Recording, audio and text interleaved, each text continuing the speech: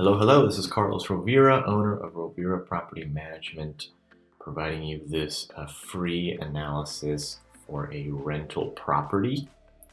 I will be offering this spreadsheet as a free giveaway on our website. I do get a lot of people that come to me asking me if deals are good. This deal, I'm looking at this deal, I'm looking at that deal. Is it any good? How do I analyze it? Figured I'd provide a kind of a basic analysis of how to underwrite these types of properties, and a spreadsheet that I created that is very simple, very basic, very plug and play. Of course, this is a very simple version. When you get into larger properties, you need to obviously kind of scale this up. But this analysis works for single unit properties, duplexes, triplexes, small residential, essentially, which is where most people start out anyways. So let's get right down to it. So here's what I'm going to do. I'm going to use this property as a sample. It's a property in Raytown, Missouri, which is it's a suburb of Kansas City, Missouri. And we're going to basically pretend like we're looking to purchase this property and analyzing its rental potential. So property is a 3-bed, 2-bath, 1,200 square foot single family home.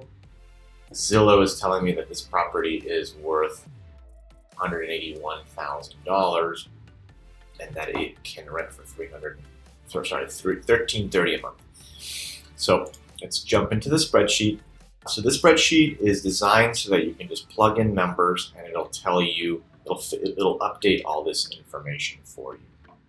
So first what we're going to do is we're going to plug in that $181,000 number, which is what Zillow is telling us that property is worth.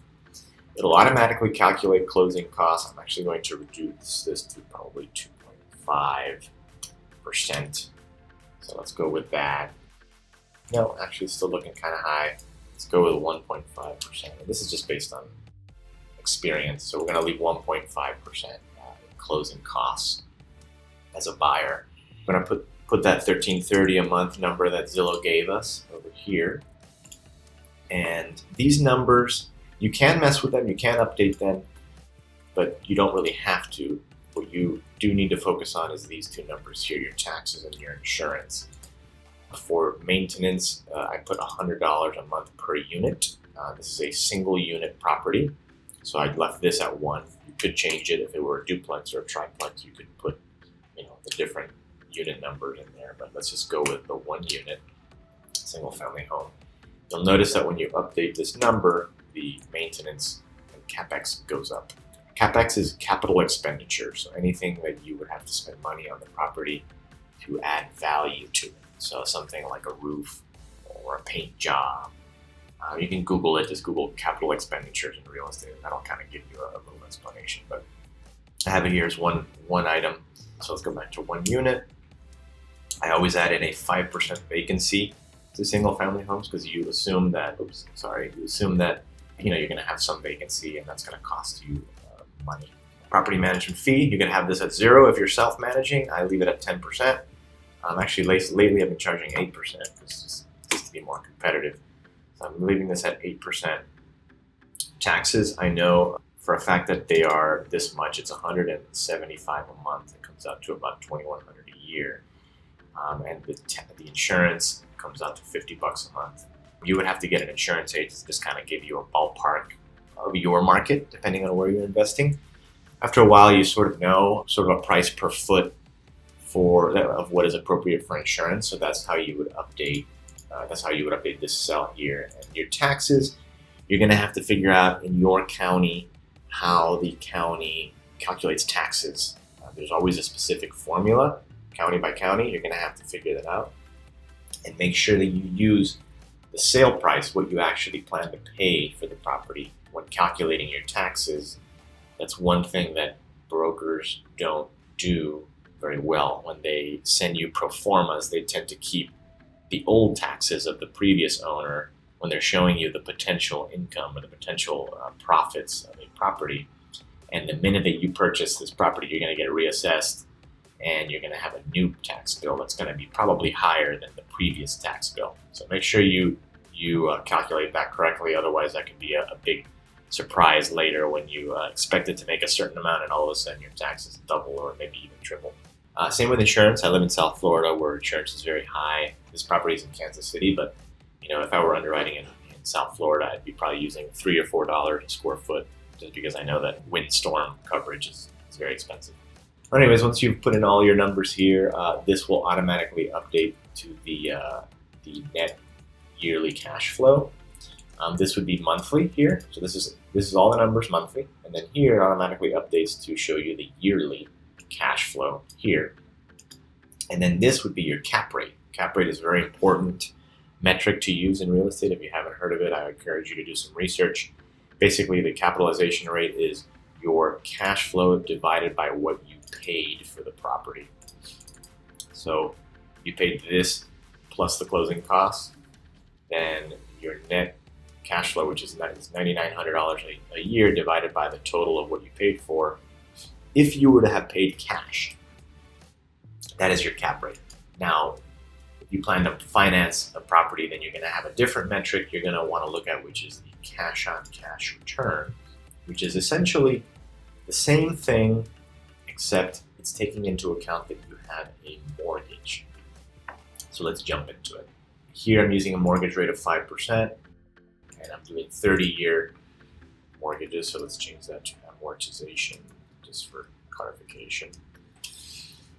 A 30-year mortgage at 5%. Here is showing you a chart of what your mortgage payment will be depending on what down payment you put.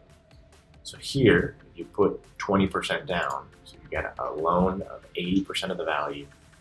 Your payment per year, this is your yearly payment, is $9,419. As you can see, your cash flow is almost equal to that. So if you were to buy this with 20% down and pay this price with this rate, you're really only netting about $565 a year, which is not necessarily a great return. So with this price and this rent, this deal doesn't necessarily work. So we want to do a deeper dive into the rents. So if Zillow is telling us that the rent is $1,330, there's a tool called a Rentometer, which you can use. It's free up to a certain point, and then after a while they try to get you to pay, but I think you get a couple of free ones per month. Here you can actually put in a rent amount. Put in an address, so I put in the address of the house.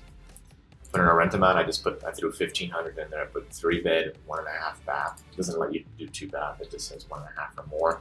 It's a very basic tool. It tells us here that the average rent is $1,388, which is more or less in line with this number. I mean, I can tweak it a little bit to fine tune the number, but if you had the paid version, it'd be a little bit more accurate, just because if you notice here, it's using kind of a wide pool of comparables. And on the free version, it doesn't let you pick and choose what comparables. On the paid version, it would, and you could probably fine tune it a little bit.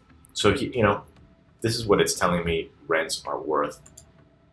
Zillow is telling me the house is worth $181,000. I'm trying to figure out if it's worth buying at this price with these terms. And obviously, I think if it were up to me, I would not buy this house with this price, just because I can do better in a money market account than this 3%. If you look at these different numbers, it'll show you what your percentages would be if you had different down payments. So it's actually better to pay cash because you're getting a higher return. You're getting this higher 5.76 cash on cash return if you were to have a loan of 0, meaning you paid 100% cash for it, than if you put 20% down. You kind of want to be able to make more money if you leverage the property than if you were to pay cash. Otherwise, there's no incentive. So at this price, I probably wouldn't buy the house. Now, this is where your chance to negotiate kind of kicks in. If you put $150,000, let's see. Now your return is much higher. Your cash on cash return is higher than your cap rate. So it's actually better to buy this property at this price with a mortgage with these terms, because you're getting a higher return on your money than if you were to pay cash.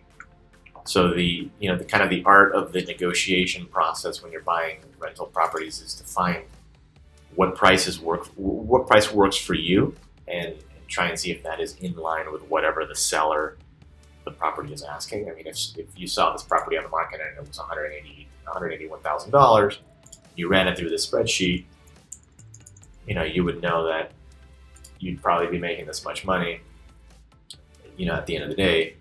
So depending on what your criteria is and what you're looking for in terms of returns, you'd want to kind of tweak this number, and you can basically, input whatever numbers you want in here to figure out what is the max you can pay on a property like this to be able to meet your criteria. But yeah, that's pretty much it. Very simple, very easy. You can edit, these fields as you wish. I'm offering this for free. Anybody who's interested in, if you're interested in talking further, I'll put my contact information at the end of this email. You guys can hit us up and, maybe hire us to do your property management. That's our main business. We would charge you this fee here, and it would be a full service property management that we offer for you. So yeah, let us know what you think. Happy to provide this spreadsheet for any prospective investors looking to invest in real estate and get started, and happy to consult anybody who's interested in getting started. Thank you very much.